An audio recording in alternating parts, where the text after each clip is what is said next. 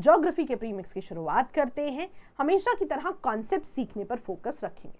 पहला सवाल, जियो scientist exam लेकिन 2025। रिसेंटली 2 डिफरेंट प्रीमिक्स वीडियोस में हमने सारे ज्योग्राफी के सवाल डिस्कस किए थे जियो साइंटिस्ट एग्जाम 2026 के। आज हम 2025 का सवाल डिस्कस करेंगे। सबसे पहले तो एनसीईआरटी बेस्ड क्वेश्चन है। मैं आपको एनसीईआरटी का स्क्रीनशॉट भी दिखाऊंगी। सवाल में डिस्टेंस दिया गया है between the sun and the earth and it is found during earth's orbit around the sun. हमें पोजीशन का रेफरेंस पता होना चाहिए। मैं आपको कॉन्सेप्ट भी समझाती हूं। यहां पर जब भी ये डिस्टेंस का वैल्यू आए, आप इसे याद रखिए सन और अर्थ के कॉन्टेक्स्ट में, यहां पर पेरीहीलियन की बात हो रही है। मैं आपको अगर सिंपल शब्दों में समझाऊं, हमें पता है अर्थ ऑर्बिट करती है अराउंड द सन। अब एक पोजीशन ऐसी होगी जब सन और अर्थ के बीच का डिस्टेंस फारदेस्ट होगा। एक पोजीशन ऐसी होगी जब सन और अर्थ के बीच का डिस्टेंस नियरेस्ट होगा। तो जब भी हम नियरेस्ट के रेफरेंस में बात करेंगे, हम शब्द यूज करते हैं पेरीहीलियन। इसको याद रखने का तरीका क्या है? P फॉर पास, यानी कि नियरेस्ट पास में है, और P फॉर पेरीहीलियन, तो आप कभी भी नहीं भूलेंगे। एंड जब हम फारदेस्ट डिस्टेंस की बात करेंगे तब हम एपीलियन की बात करेंगे। अब क्वेश्चन में डिस्टेंस की वैल्यूज दी गई हैं। अगर हम एनसीईआरटी का स्क्रीनशॉट देखें, यहां पर हम देख सकते हैं कि 3 जनवरी को earth is nearest to the sun. इस पोजीशन को पेरीहीलियन कह रहे हैं और आप इसकी वैल्यू भी यहां पर देख सकते हैं। यही वैल्यू क्वेश्चन में भी दी गई है। वहीं अगर हम एपीलियन भी देखें तो आप देख सकते हैं कि earth is farthest from the sun, है ना। अब ये रेवोल्यूशन के कॉन्टेक्स्ट में ही बात हो रही है, तो यहां पर 4 जुलाई को, और ये वैल्यू भी आप जरूर याद रखें। और फारदेस्ट के कॉन्टेक्स्ट में जो शब्द यूज होता है दैट इज एपीलियन। तो यहां पे ना आप चाहें तो इसका स्क्रीनशॉट भी ले लें। कई बार क्विक रिवीजन में ऐसे स्क्रीनशॉट्स बहुत ज्यादा हेल्प करते हैं। क्वेश्चन नंबर 2 की बात करते हैं। क्वेश्चन नंबर 2 भी अगेन एनसीईआरटी बेस्ड क्वेश्चन है, जियो साइंटिस्ट एग्जाम 2025। सवाल कहता है the cultivation of which of the following crops was introduced in the Baba Budan hills. मैं आपको एनसीईआरटी का स्क्रीनशॉट भी दिखाती हूं, लेकिन आप याद रखिएगा यहां पर करेक्ट आंसर है कॉफी।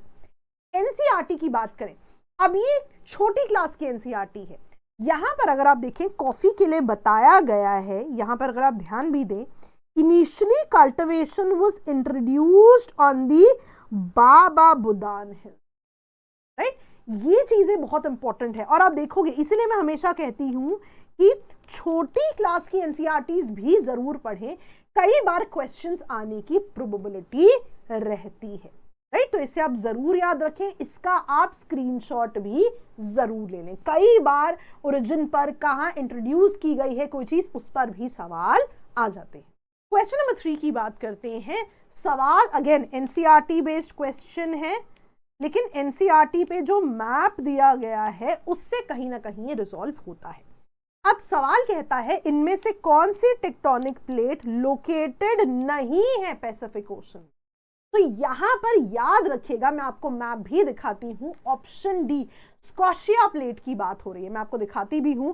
ये देखिए, राइट। इसके अलावा जो 3 ऑप्शंस है, अगर आप ध्यान से देखें, राइट, ये तीनों ही ऑप्शंस हमें कहीं ना कहीं पैसिफिक ओशन के रेफरेंस में मिल रहे हैं। लेकिन स्कॉशिया प्लेट की जब हम बात कर रहे हैं, यहां पर पैसिफिक ओशन की बात नहीं है। इनको ना ध्यान से भी देखिएगा, कई बार एग्जाम में north to south, south to north arrange करने के लिए भी मैप में आता है, इसीलिए इन चीजों को ध्यान से प्रिपेयर करना है। नेक्स्ट क्वेश्चन की बात करते हैं। सवाल में विंड की बात हो रही है। It is an extremely cold wind laden with dry snow. The wind has sub-freezing temperature and carries abundant supply of ice crystals and snow. याद रखिएगा ये स्टेटमेंट रिलेटेड है ब्लिजर्ड से। जब भी हम लोकल विंड्स के रेफरेंस में बात करते हैं ना, आप याद रखिएगा, जब हम वर्ल्ड क्लाइमेट में भी पढ़ते हैं तो हम साइबेरियन क्लाइमेट में इनकी बात करते हैं। तो आप ना इसका एक स्क्रीनशॉट भी ले लें, आपको याद रखने में बहुत ज्यादा आसानी हो जाएगी। तो जरूर इसे याद रखें। यहां पर बात हो रही है, जो कंडीशंस हैं वहां पे ब्लिजर्ड की बात हो रही है।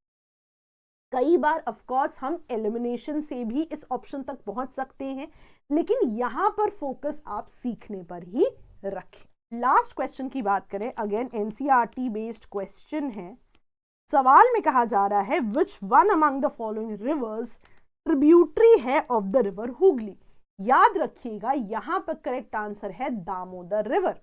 यहां पर अगर हम देखें, एनसीईआरटी का स्क्रीनशॉट भी है कि Damodar river flows through a rift valley, again very important point, and finally joins Hooghly.